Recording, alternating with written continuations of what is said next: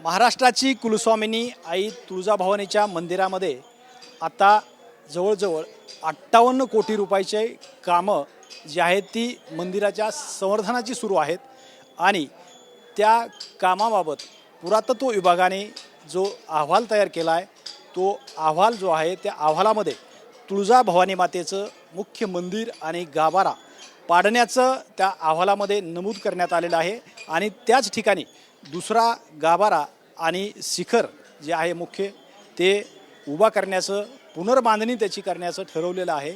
मात्र तुळजाभवानीच्या मुख्य गाभारा जी आहे त्या गाभाऱ्यामधील ज्या मुख्य 4 शिळा आहेत त्यातल्या 2 शिळांना तडे गेलेले आहेत आणि त्याच्यासाठी गाभारा देखील काढण्याची गरज आहे असं पुरातत्व विभागाच्या अहवालामध्ये म्हटलेलं आहे। मात्र त्या मंदिराच्या पुनर्बांधणीसाठी तुळजापूरमध्ये जे भोपी पुजारी मंडळ आहे आणि काही नागरिकांचा त्या मंदिर पुनर्बांधणीला विरोध आहे आणि त्याच्यासाठी या तुळजापूरमधील जे भोपे पुजारी आहेत त्यांनी छत्रपती संभाजी महाराजांना याबाबत निवेदन दिलं की तुम्ही तुळजापूर मंदिर संस्थांचा जी काम सुरू आहे त्यांचा जी कारभार सुरू आहे त्याच्यामध्ये लक्ष घालावं आणि तुळजाभवानीचं मुख्य गाभारा आणि मंदिर जे आहे ते न पाडता कसं काम करता येईल हे पाहावं अशा पद्धतीचं निवेदन जे आहे ते तुळजापूरमधील भोपे पुजाऱ्यांनी छत्रपती संभाजी महाराजांना काही दिवसापूर्वी दिलं होतं।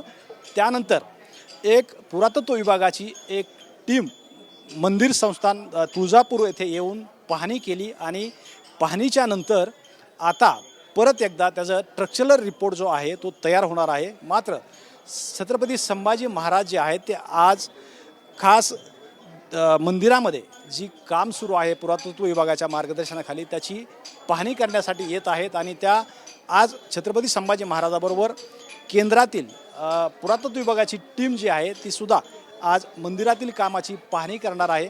एकंदरीतच तुळजापूरमध्ये तुळजाभवानी मंदिराच्या मुख्य गाभारा आणि शिखराच्या पुनर्बांधणीचा जो प्रश्न आणि मुद्दा निर्माण झाला होता त्याला काही मतभेद झाले होते। पुजारी मंडळ असेल आणि पुरातत्व विभाग किंवा मंदिर संस्थान असेल यांच्यामध्ये जे मतभेद निर्माण झाले होते त्याच्यावरती पडदा पडणार का किंवा तुळजाभवानीचं मुख्य शिखर जी आहे त्याची पुनर्बांधणी कशा पद्धतीने होणार याकडे आता सगळ्याचं लक्ष लागलेलं आहे। मात्र मंदिराचा जो प्रारूप विकास आराखडा जो आहे तो सुद्धा अगदी 3 दिवसाखाली राज्याच्या मंत्रिमंडळामध्ये मुख्यमंत्र्यांनी त्याला मान्यता दिलेली आहे।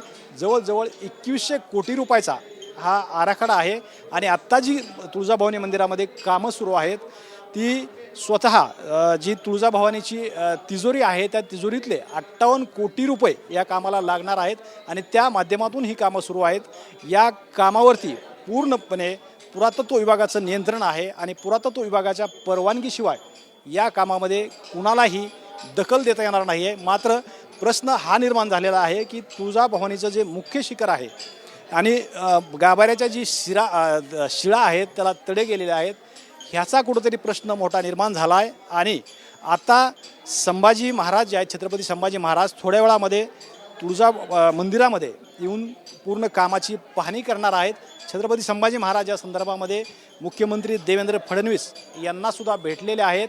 आता जी संभाजी महाराजांबरोबर जी टीम आहे केंद्रातली पुरातत्व विभागाची ती टीम स्वतः मंदिरामध्ये येऊन पाहणी करणार आहे आणि त्यानंतर छत्रपती संभाजी महाराजांना पूर्वीचा जो अहवाल दिलेला आहे आणि आत्ता जे अहवाल बनवून दिला जाईल त्याच्यामध्ये काय त्रुटी आहेत त्या त्रुटीसुद्धा पाहिल्या जातील आणि एकंदरीतच आज छत्रपती संभाजी महाराज जे आहेत ते पाहणी केल्यानंतर पुरातत्व विभागाला काय सूचना देतात हे पाहणं गरजेचं आहे। कॅमेरामॅन अमित आडेसह मी श्रीराम क्षीरसागर TV9 मराठी धाराशिव तुळजापूर।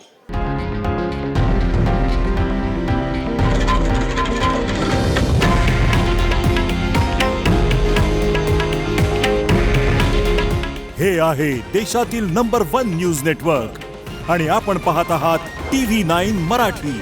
काळजी तुमची, हित महाराष्ट्राचं।